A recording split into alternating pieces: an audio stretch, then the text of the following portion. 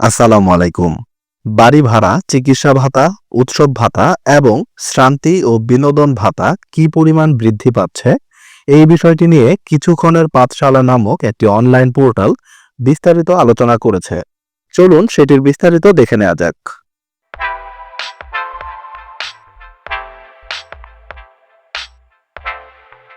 পৃথিবীতে আমরা প্রত্যেকে যখন যে কাজ করি তা করার সময় যদি একটু ভাবি যে এর ফল কি হবে, তাহলে কিন্তু পৃথিবীতে এত সমস্যা, এত জটিলতা, এত নোংরামি কিছুই হতো না।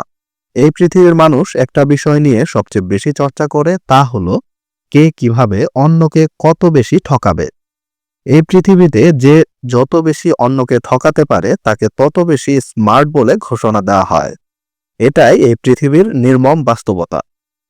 আমরা এদেশের বৈষম্য নিপীড়িত শিক্ষক সমাজ।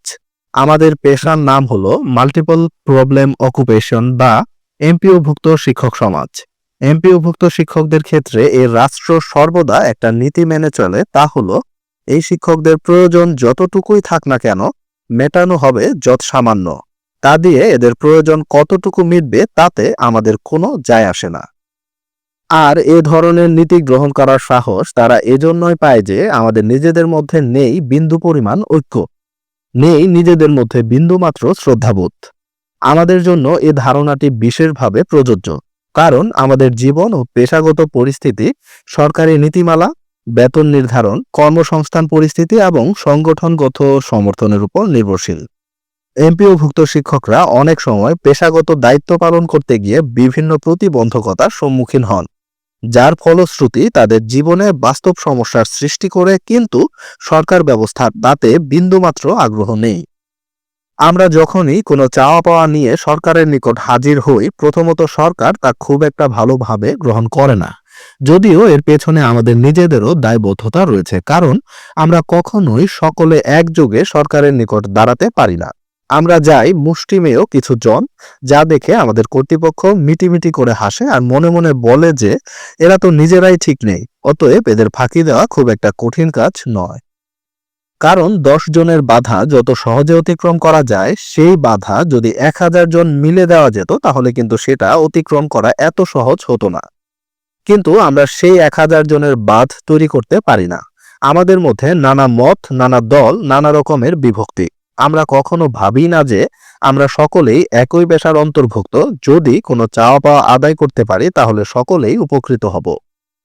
গত কিছুদিন আগের একটি আন্দোলনের ফলে সরকার একটু নমনীয়তা প্রদর্শন করে এমপিওভুক্ত শিক্ষকদের বিভিন্ন ধরনের ভাতা বাড়ানোর ও একটি নতুন ভাতা যুক্ত করার ঘোষণা দেয়।